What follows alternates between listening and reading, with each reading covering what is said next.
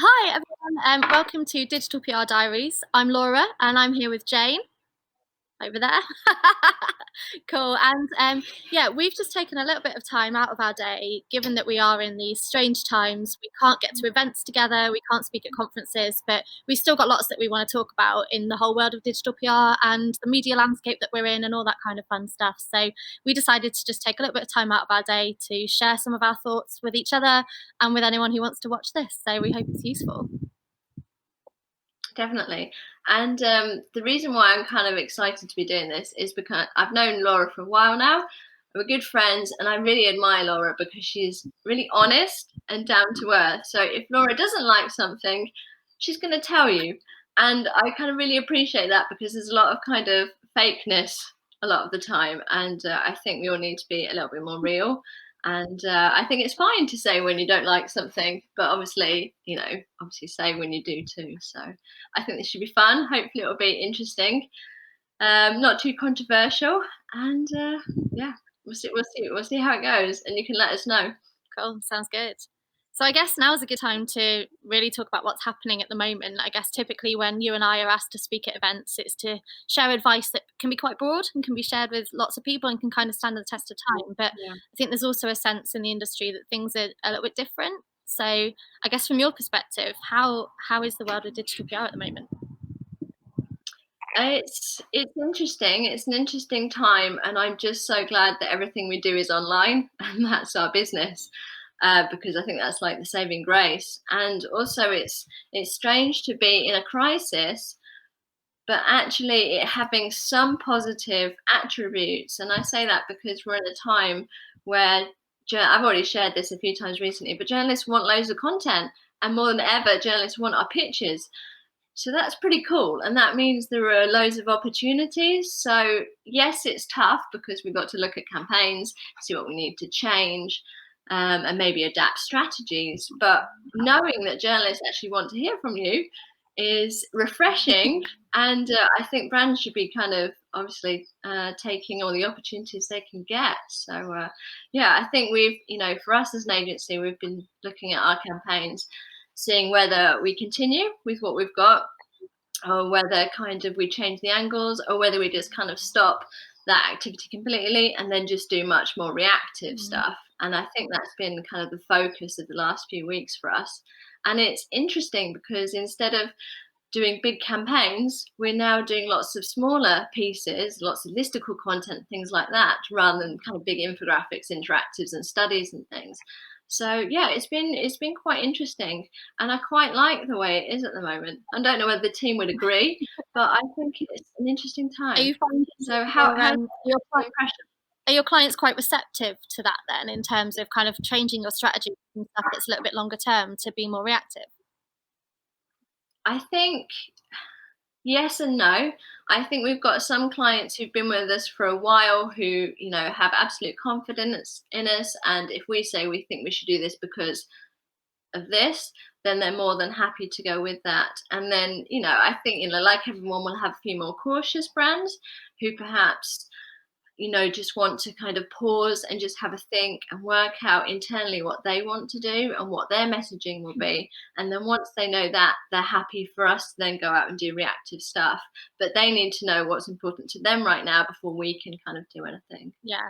So, I yeah. completely agree with that. I did a video that we were talking about before this, my video on LinkedIn the other day, Yeah. talking about innocent drinks. And one of the things that I love about them as a brand is that they are so true to their values and they're so clear on how they want to be known and perceived.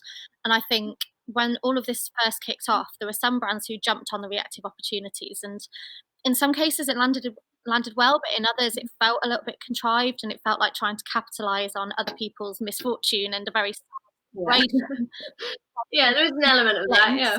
Um, but I think the more that we've kind of settled into the situation and the current media landscape, the more brands have done exactly what you said there. They've kind of taken stock and said, well, what messaging do we want to put out there? What's our stance on this? How can we do stuff that really reflects our values? And I think actually that's a really positive step forward. Yeah. And also, I think in a weird way, it's enabled us to make or create campaigns that are a bit more targeted. Mm. So we're kind of targeting towards specific publications with content rather than just creating kind of a bank of content and then hoping it suits, a variety of different publications and sectors. So Definitely. yeah, so it seems like it makes more sense in some ways too. Yeah. Um, Yeah, for sure. I yeah, think as well for us, one of the biggest positives has been that I think especially in the past couple of years, I think the more digital PR has come to the fore and the more people have shouted about things like tabloid press coverage, for example, the further we've moved away from the SEO value or the reason that we did it in the first place. yeah, Whereas, like you're saying, now it's much more about targeting publications. Firstly, because we're creating more targeted content, but secondly, because we recognise that a lot of the kind of tier ones or the tabloid press are furloughing journalists. They are kind of full almost to capacity of coronavirus based content. And actually, there are plenty of publications out there who are seeking stuff that maybe is about the pandemic. And that's typically stuff that's maybe useful or forward thinking. But then there's also lots out there who want stuff that's different, that's going to be giving people something yeah, entertaining or something to kind of yeah. take away from what's going on a bit as well. So I actually think it's had quite a positive impact on the media industry. And I'm sure there'll be members of my team who are outreaching all the time who will disagree with me because I know there are a lot of journalists that we are struggling to reach, but at the same time, I think it's an opportunity for us to find new opportunities for our clients, which is great. Definitely. And I think it's been interesting to see how people have adapted to it. So I think there are so many opportunities out there, but there are opportunities for people who can move quickly. And I think it's much easier to kind of change direction and pivot if you've got a small team and if you've got that relationship with clients as well, where you can say, actually, we want to pause that big thing we were doing. And actually, we do want to do these like little reactive pieces. Mm. And being able to kind of change that mentality really quickly and all of a sudden within a day get out some new stories. I think that's quite a challenge and something to kind of rise Yeah, to. definitely. And there's a lot of, like you mentioned, there's not so many kind of big interactives or big data research pieces, which I think will come back. I think as we kind of settle down again, people will use Yeah, that kind of content more. But at the same time, we're seeing a bit of a resurgence of like user generated content being used quite a bit. So yeah. really nerdy, but my cat was in the metro the other day because I know, I saw your cat. was in the newspaper. It's amazing. He's so sassy now that he's famous. But yeah, there's Oh, loads of stuff like that coming up where we're able to just kind of take real little snapshots of real life of what's going on in people's lives yeah, right now. And that's traveling really well within the press, which outside of the whole digital PR bubble, to me is just really interesting because so often it feels like the news coverage, the whole media narrative is quite removed yeah. sometimes from the everyday. Um, fun. Definitely. And like last night, I was sat on the sofa and I was watching something on Netflix. I think it was the OJ series, and then Rebecca, our digital PR manager, she messaged me and she said, "I don't know what to do about Boris," and I was like, "What? What?" And I hadn't seen the news for the past few hours, and I was like, "Oh crap, what's going on?" And when I realised that, obviously he was in intensive care, she was like, "Well, what do I do about tomorrow? Do I continue to kind of, send out what we were intending to?" And I just thought, yeah, let's just continue with what we were doing, with what we're doing, because yes, there will be a lot more coverage on him being in intensive care, but also journalists still need other content because there's only so much of that you can Yeah, consume. And also it's short content. So after 5, 10 minutes, you've heard what you need to, and then people will move on again. yeah, So absolutely. yeah. So it's just interesting how quickly it can change and that kind of panic when you think, can I do this again? Do I have to stop what I'm doing? So Yeah, definitely. So are you guys finding that there are particular trends in the types of clients? You mentioned earlier that some of them want to kind of pause and take stock, whereas others are kind of carrying on. And I know that we have a client in common now, which is quite good fun. So that particular client is very much like, let's go, go, go, let's do more and more. Are you seeing there are certain industries that are being a bit more cautious at the moment, or certain sizes of businesses? Any trends that you've noticed? I think different brands have very different objectives at the moment. And we've noticed, certainly in the last kind of 3 months, maybe longer, that when we're talking to potential or prospective clients, they're much more kind of savvy about how they're going to measure ROI. what a good link will look like, and how we kind of plan our campaigns around that. Um, and certainly, the client we have in common have a very unique way of measuring kind of a campaign and how effective it is. And actually, I quite respect that because it's making us not just think about the quantity of links, which, I think we're all bored of talking about, the quantity of links we can generate. We've been talking about that forever. So I do feel like it's kind of time to move on anyway and talk about kind of obviously quality, and how it kind of impacts SEO overall. So yeah, I think brands are a lot more savvy and they're a lot more kind of detail led, I guess, about how they're measuring kind of the performance of a campaign. So it's making us a lot more, I'd like to say clever, but I don't think that's the right word. I think it's just making sure we look at all of our campaigns and that they're meeting the correct audience, um, and that from that audience we're targeting the right sites. And maybe it's a site that they haven't had a link from before and things like that. So I think it's a bit harder, but I think it's useful, and I think it's things we should be looking at anyway, really. How about you? What's your thoughts? Uh, so we're actually we had a quick chat before we started this about how stuff is going in our businesses, and I think we're both finding a similar thing: is that there's still a huge opportunity and a massive appetite for digital PR investment, and not just digital PR, but broader link acquisition. Because as we kind of know, the benefits of links are not found today. They're something that you get in the future. So you build links today, but you gain those Yeah, ranking improvements, that traffic, that domain rating, that authority, whatever you want to kind of measure. That takes slightly longer to transpire. So actually, for us, the vast majority of our clients are still very much bought into that. The only struggles that any of our clients have had is kind of talking about investments and budgets and stuff like that. But in terms of the appetite around actually doing the activity, it's still very much there. Um, and I think the other side to that as well, that's been a really positive output, is that they're much more strategic in their thinking. So one of the things that we're trying to do as a business is to be a strategic partner for our clients and to help advise them, not just to be, building links because links are great, but how can we create content that's going to build their marketing funnel for the future?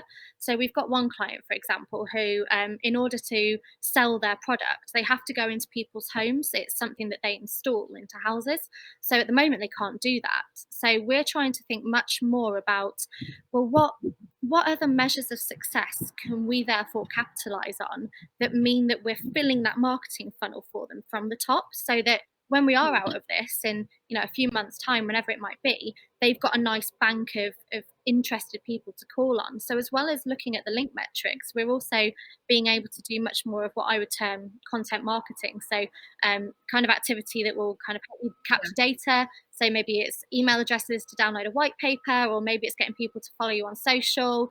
Maybe it's just kind of building audiences for remarketing further down the line, because we know that way that our clients have got an audience they can speak to as soon as they are ready to start fulfilling their needs again. So I actually think it's really, for us, it's helping us to really articulate the value of digital PR beyond links as well. yeah, I think you're right. It does feel like there's been a real return to kind of more traditional content marketing, especially after over the last few weeks. Yeah, And maybe people are producing kind of more kind of basic kind of SEO content too, like a lot of kind of hacks and answering FAQs and things like that as well. So yeah.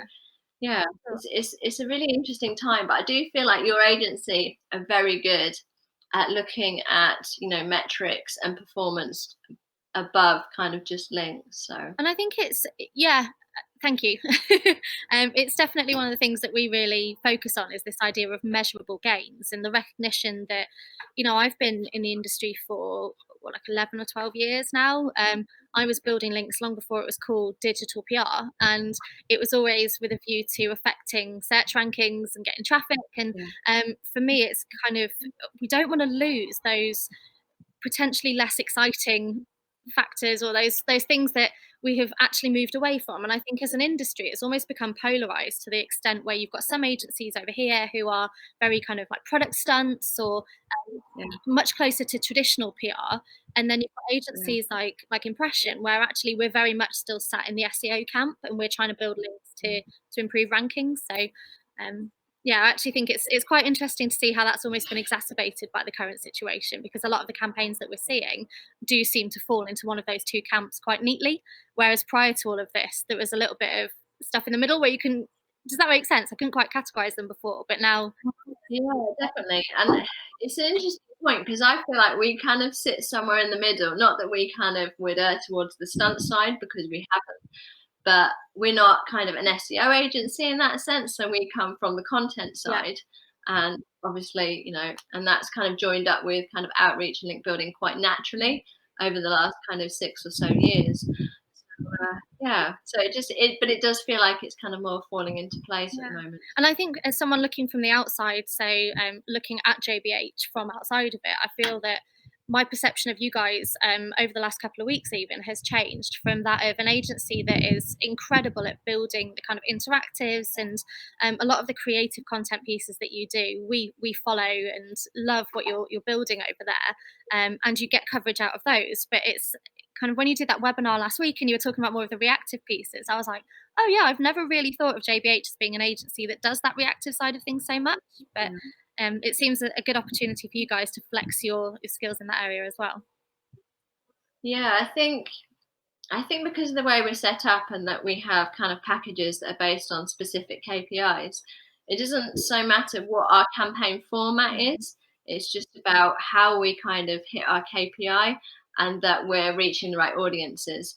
So we don't need to be doing big campaigns. We don't need to be doing reactive stuff either. We just have the flexibility to kind of do either or dependent on needs. So it's quite a nice position to be in, and I quite like that we've got that flexibility. And the reactive stuff has been something that's happened again quite naturally over the last 6 months. And we were testing kind of our own kind of reactive campaigns to see what we could do, what we could hook into, how quickly we could get content out there, and what assets we needed.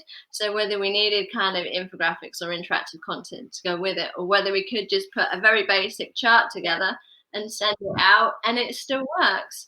And so it's nice to see that you don't need these like big design led pieces and things, that you can do something really reactive, and it could just be a listicle, it could be a very simple chart. It could be, one of those free maps you can get hold of, or it could, or you could just put some data into a Word doc and you've still got a campaign of sorts. So, definitely. And I yeah. guess that's a good lesson for anyone who has managed to listen to us wittering on to this point. Then the lesson for agencies is that we should be utilizing all those different techniques to gain coverage, and we should be flexible and adaptive. But also for those brands that are investing in agencies or doing their own PR, having that relationship with your team is so important to allow them to be flexible. I think that's a big thing Yeah. at the moment.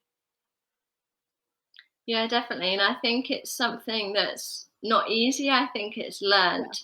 And I think some people in the team will lend themselves better to reactive stuff and being able to switch very quickly, come up with new angles kind of on the spot, and then obviously go and do the research for those immediately. And some people are more I think they're more kind of big idea led, and that's kind of like their safety box. So it's interesting to kind of see how people react. And but you need both at the end of the day. So you need that mix of people within your team.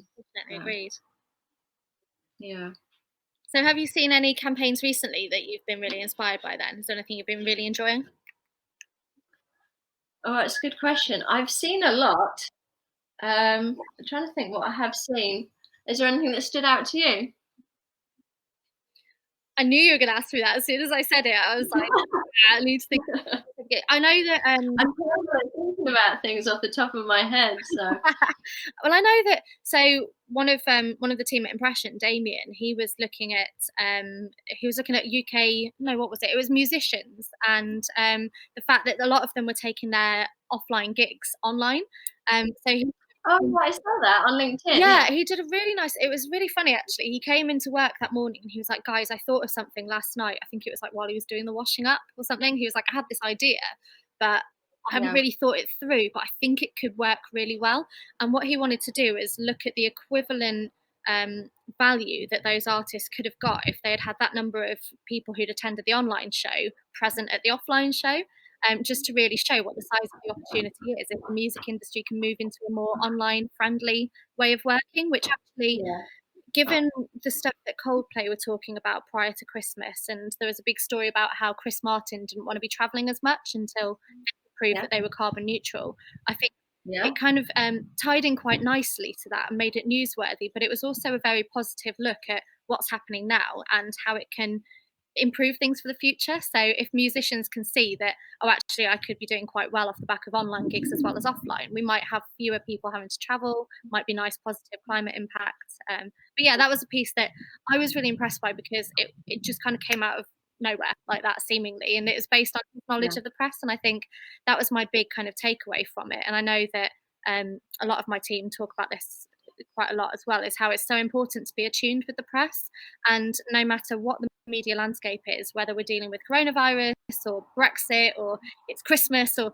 whatever you think is getting in the way, actually, it's about understanding how that narrative is progressing and how you can feed into it in a positive way. So I quite enjoyed that. I'm going to walk around, by the way, because my laptop is running out of charge. all right. The joys of live Yeah. webinars. Um, yeah, so I'm trying to think of any campaigns I've seen that have kind of really resonated. Um, and I think I've just noticed that there's so many kind of agencies and brands obviously doing a lot of Mm. reactive stuff at the moment, and that's what's working, really well for everybody. And if everyone's doing reactive things, I think it just becomes even more challenging because if you've got an idea, you've got to get it out there kind of that day before someone else gets that idea out there too.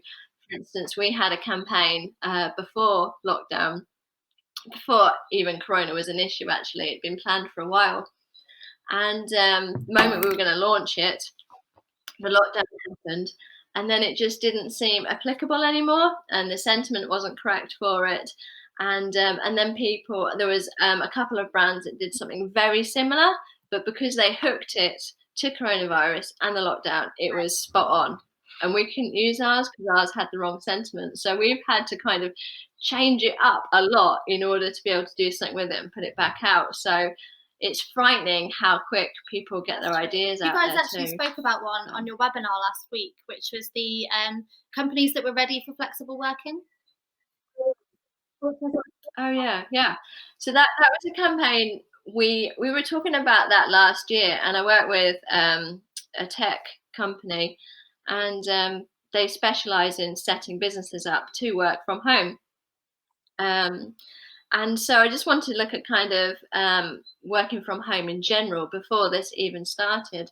So we were looking at the amount of jobs there were across the country where you could work from home, and I think, not surprisingly, London kind of came out kind of top for advertising the most Yeah. jobs where you could work from home. So we just did a nice map of how many jobs there were in each of the cities across the UK.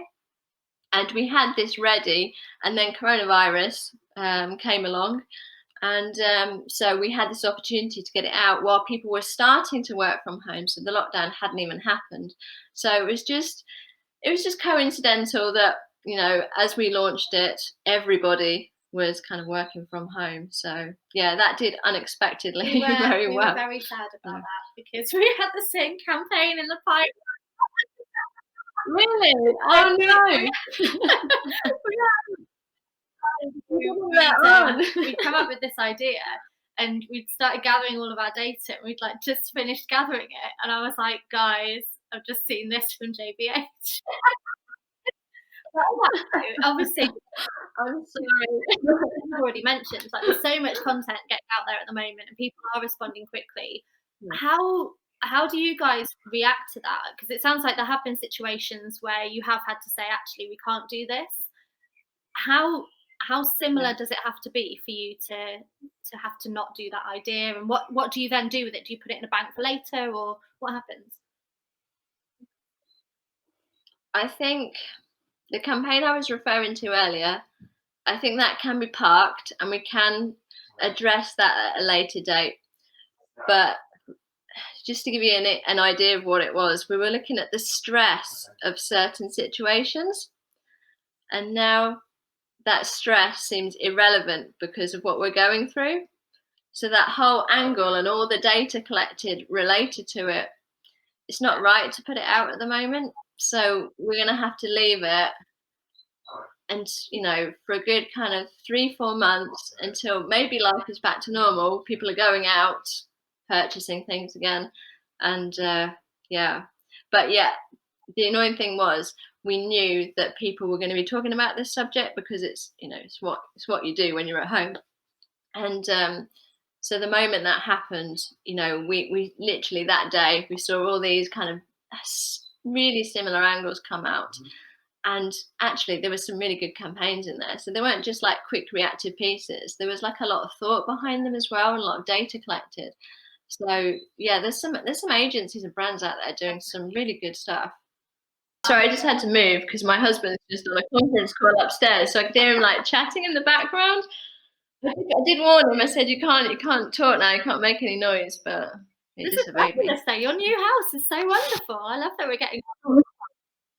Yeah, thank you. It's just got a lot of character. It's kind of it's an old house, like a Victorian cottage with a big kind of extension with like a mezzanine level and lots of glass. That's very So nice. yeah, bags of character, and it's nice and warm on a day like this when the sun's And actually you're out. So. that's an interesting point actually. You're based up north, aren't you, near Manchester? And we're down in Nottingham, being in the Midlands. It's so outside of the whole corona thing, I'm just interested in your thoughts around the development of agencies that seem to be more in the north. Like there's always been plenty, but with Rise at Seven, Connected Three, like all those kinds of brands that are popping up north of London. Do you think that gives you guys an advantage or a disadvantage? Or how do you find it? I think we're at an advantage now in the fact that when we were in Northampton before, and we really struggled with recruitment and finding really good people, and there just wasn't much talent, I'm afraid to say, around there. So people didn't really want to come from London to Northampton and or any of the surrounding kind of areas. So I think I just kind of gave up and thought, if we're gonna do this really well, we need to go somewhere else. And London just seemed kind of too expensive for a small agency, and so Manchester just seemed perfect. And I'd already lived in Manchester, so it felt comfortable. And yeah, it's worked out really well. Obviously, there's so many universities and things. There's so much talent in Manchester. Obviously, there's a bit of sharing of people from agencies, etc., that goes on, but that's kind of to be expected. But yeah, so it's been really positive moving up north, and I think there's just more going on, and culturally, I think there's more agencies sharing knowledge and things. There's just and more events basically. There was nothing in Northampton, and if we wanted to do anything, we had to go to London. So yeah. But having said that, given what's happened and that everyone's teams are now working from home, it'll be interesting to see whether we all return to our offices or whether we continue to kind of work from home. And this is the new normal. I think So, it's cool as well to see yeah. the number of events that are going online. And I know that Verve have got Outreach Conference coming up, which is going to be fully online, which is really cool. I know that Brighton SEO has obviously unfortunately been cancelled for now, but there are a lot of online resources cropping up. And it's nice because it means that sharing of advice and inspiration and knowledge is facilitated even more than it was before. Yeah, definitely. And I think we need that more than ever because, I think, this time is going to be a struggle for everybody. And if, the more information and knowledge we can share with each other, the better. I think a lot of the time it feels like you're sharing knowledge with competitors and things like that.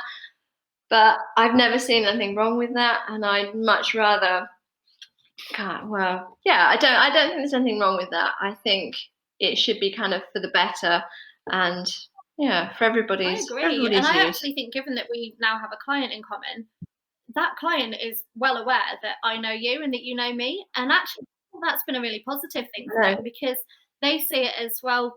You should know each other. Like you're in same industry, you should be Yeah, aware of what each other's doing and learning from each other, pushing each other. yeah. I think it's got to be a positive thing.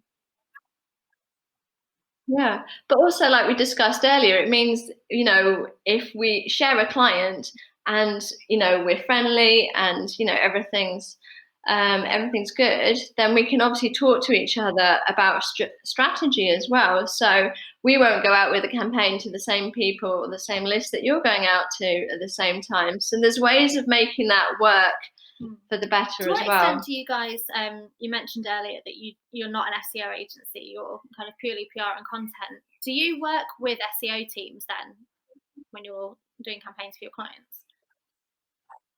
Yes. So yeah, we tend to work with SEO teams more than anything else. Sometimes we work with performance teams, and occasionally it's with kind of marketers or brand owners themselves. But the majority of people we work with are kind of SEO people or they're digital PR execs, managers, Nice. directors. We get So quite a lot of, it just made yeah. me think of that when you were talking about agencies working together, and we have quite a few now where we've got an SEO team in house. So sometimes we're working with our own team, but sometimes as well we're working with the client's in-house SEO team or their paid media team as well, or even broader marketing like email marketing teams and stuff like that, which is really cool. Yeah.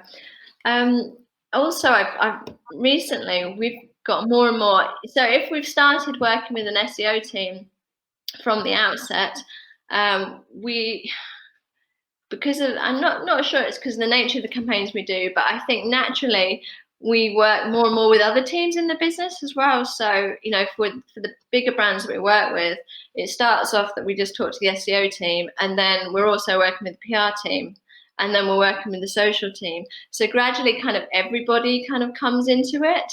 And then campaigns go across all the teams to make sure they're aligned and everybody's happy, and especially with PR teams because they want to know that you're not going to go out to their contacts at the same time and things like that. So it has become, I don't know, it's just everything's kind of merging a little bit, and because everyone's objectives kind of overlap to some extent too. What So would be your advice yeah. for people who are looking to get their teams to merge more? Like, have you got tips on how to work closely with those other teams?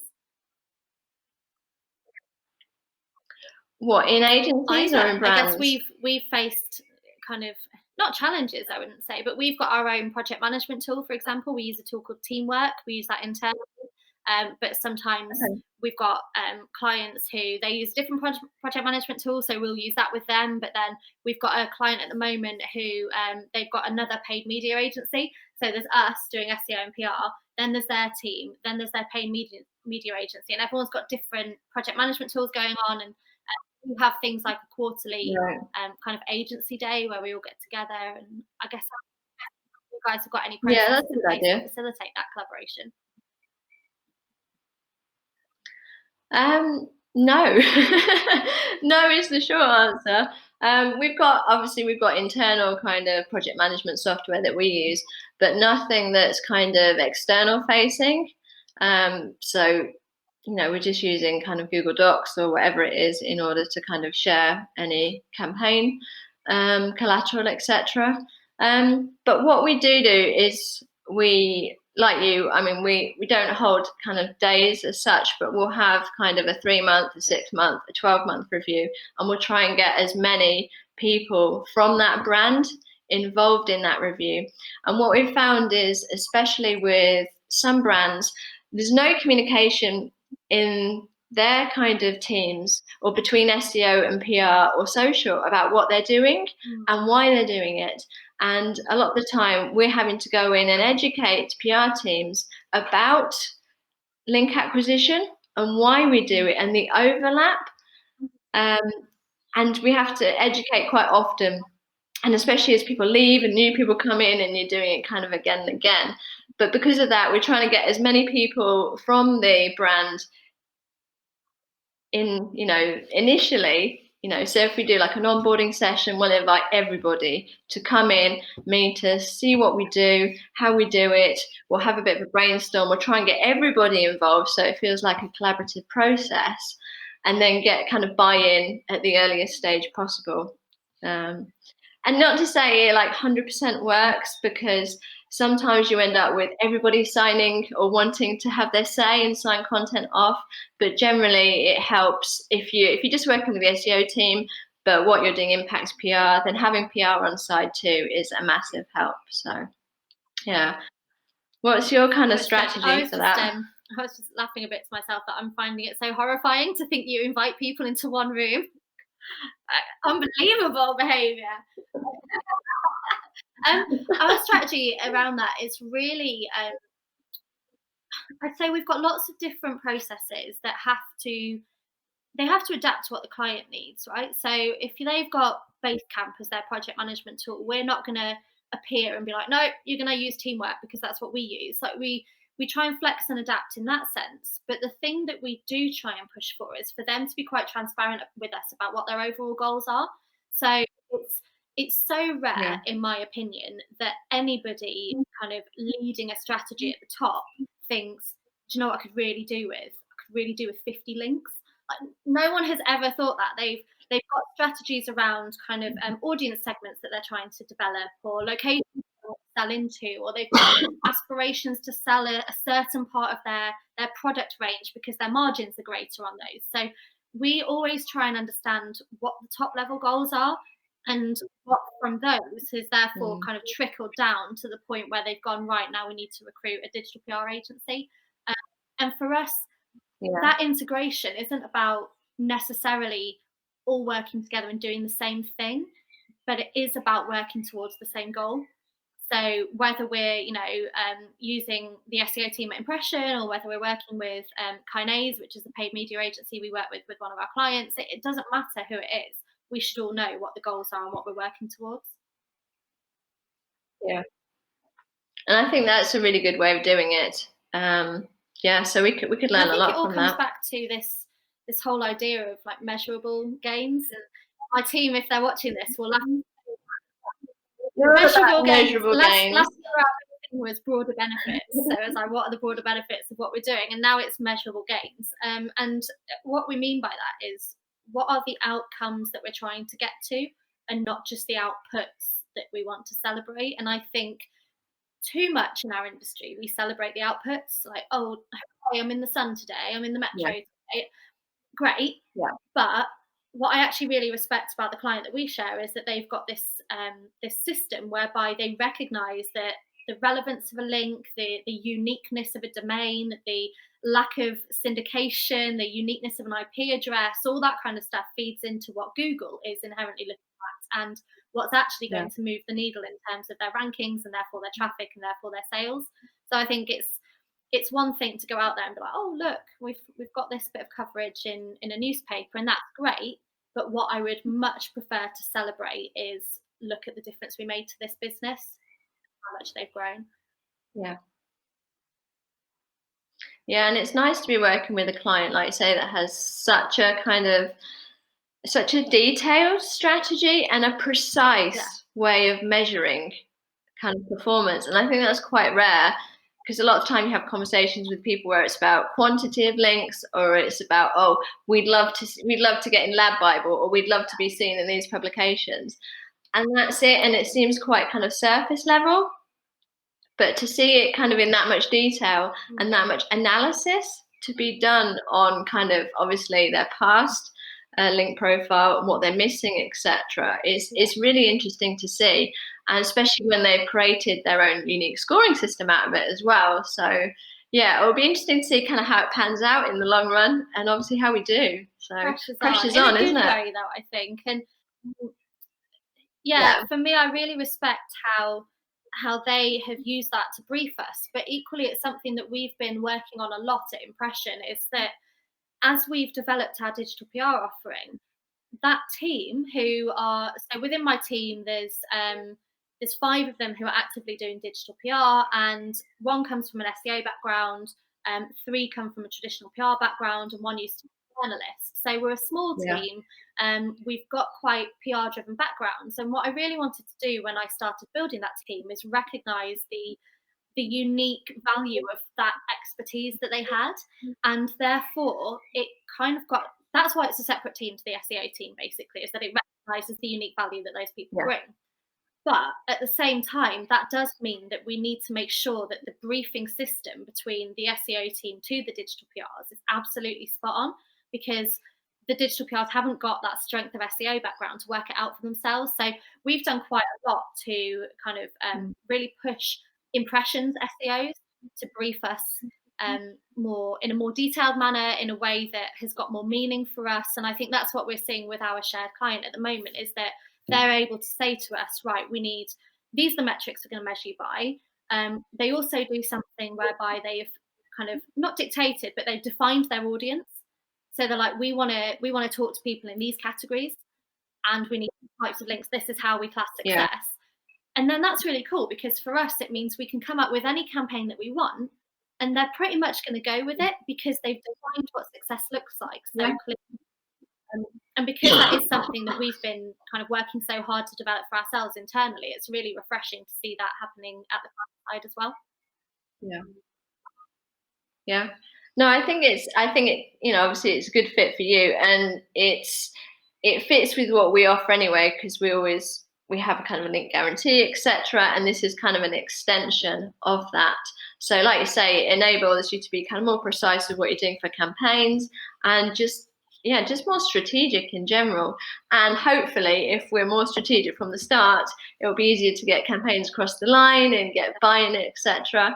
Fingers crossed. So what do you see?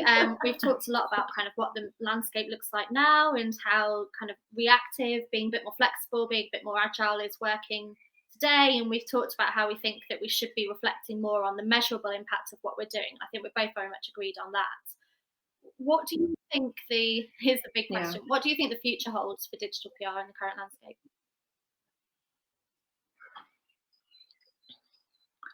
What, beyond Corona, or Beyond kind of Corona, in I mean, general? we're in a world where people can work more flexibly. Hopefully, people are taking those more reactive opportunities. Do you think we're going to learn from what's happened, and this is going to be how we work from now on? Or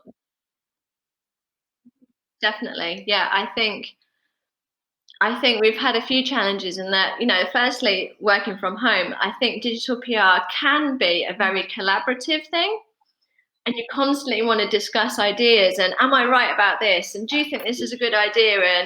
And there's a lot of kind of checking that you kind of on the same wavelength as other people, because you want, in your gut, you want to think that, or know you're right, or certainly have a good idea anyway.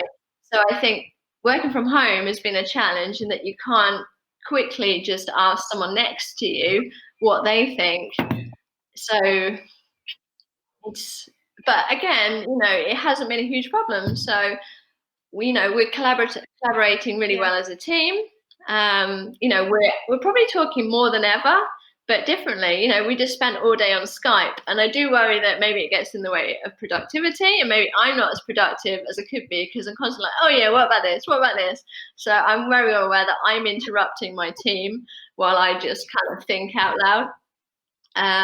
So I think that's the first challenge. Can you be as kind of as creative at home, kind of in your own little bubble? And then secondly is how we've had to kind of react to it in terms of changing campaigns. And like I said earlier, I think it's made us be more flexible. And I think not all agencies can do this because of size of agency, processes, what they've previously agreed with clients. So I think we're lucky in that we can be really adaptive. But I think as digital PRs, it will make us a lot better at thinking quickly and thinking on our feet, and having some good ideas that we can execute quickly. So maybe the future won't be about big campaign ideas. There will still be some, but that's not the only way you can generate links, and generate good links too. So it'll be all the same kind of discussion. It'll still be quality over quantity and all that kind of thing. But maybe we'll just be quicker. I don't know. Anyone who knows me will know that I'm in a skydiving team. I like to drop that into conversations as much as possible. And Skydiving, But one of the things we talk about, so whenever we're training and we've got difficult circumstances, like the weather isn't great, or sometimes when we're indoor skydiving, the wind tunnel that we use isn't working the way that we needed to, or whatever challenges we face, we always use this phrase of train hard, fight easy.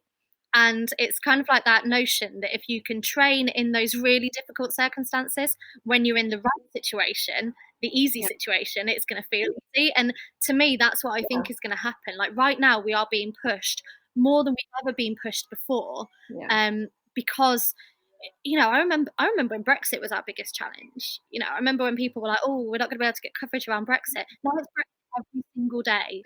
Every minute of every day is Brexit, and you just face that and you learn to deal with it. And I think we're in the most difficult situation we're going to find ourselves in from a PR perspective. And so far, the majority of people I've seen are rising to it fantastically. And if we can get through this, it's so much easier afterwards. yeah. I agree. As long as more journalists aren't furloughed. Obviously, Reach have furloughed what I think it was a fifth of their kind of journalists. So as long as that Mm. doesn't continue to happen so much, then hopefully we'll continue to kind of do I think well in a even there difficult though, when you time. look at the But like, it's obviously really sad that a fifth of their kind of workforce is on furlough, and it's what they've had to do. But even there, we've tried to look at the opportunity of things like the job titles that have been yeah, furloughed include things like data analyst. And data journalist, yeah, and that's where we as PRs can then kind of come to the fore and say, oh look, actually, while we have been all doing all this reactive stuff, we also are very good at that data analysis and those bigger pieces and reports. And I think it's hopefully going to show journalists how much value we can provide as content producers. Because I think sometimes when I'm doing yeah, outreach, there are certain journalists where you get a feeling that they're just a bit annoyed and they're like, no, let me get on with my job. And there are others who are like, oh, I'm so grateful. Thank you for bringing this content. And hopefully we'll have more of the yeah. latter, because whilst they are pushed, we're still here. And more than ever, we're trying to deliver content that's going to resonate well with their audience.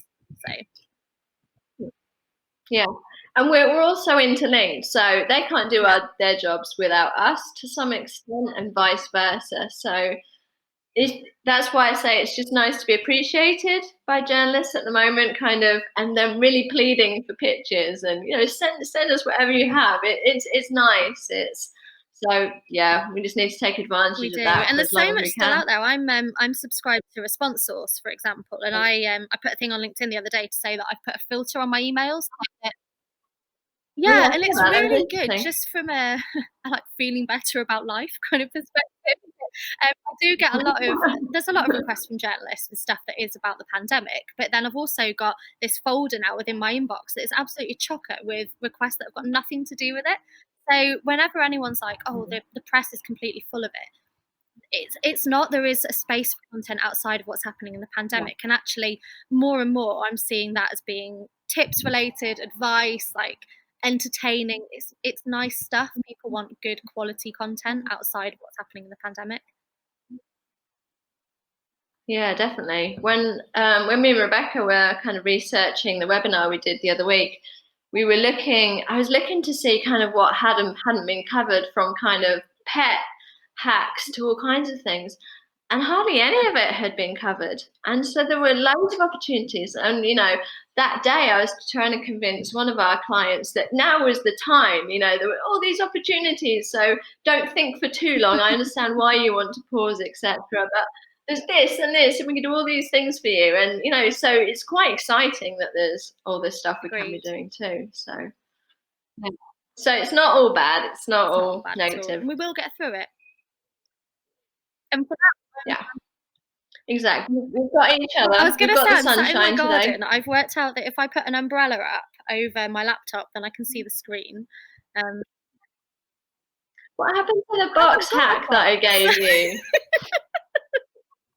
There was someone on Twitter who was like, "Put polarized sunglasses on," but I like to wear what James Congdon likes to call my novelty sunglasses, which have got no Yeah. benefit to me whatsoever. But yeah, we No, but it's now your signature look, which you're going to have to wear them my for look every now. It's my episode thing. after this. Yeah. Good. Cool. So that's probably like a good note to end on, like a To end positive point. This was only meant to be like a half an hour video, but good like 45 We're minutes later, talking. and we're still But it's talking. good. There's still So lots to talk about, and yeah, hopefully, if people have watched this, then they can get in touch with us through Twitter or through comments, or yeah. maybe people want to be guests on this as well, and they can through. And yeah, Ooh. it's quite clear that it's not really got much structure, but it is just people talking about what they love. And what they know. I like that. I wanted it to be us having a chat, and that's what it has You been. still owe me a So night out, though. yeah. Well, yeah, I can't do anything about that at This the doesn't moment, replace but our next night out in Brighton. but yeah, Brighton SEO. We've got We a few do. months to wait, Cool. so Well, thank you. It's been really nice catching up yeah. with you. Yeah, it's been so fun. I hope it's been interesting to everyone that's watching or going to watch this. And yeah, like Laura said, please let us know if there's any topics you want us to cover. More than happy to have any feedback. If it's shit, let us know. If it's great, let us know. If it's shit, Let let us Jane know. know. Well, yeah. You can filter responses. Cool. All right. Thanks then.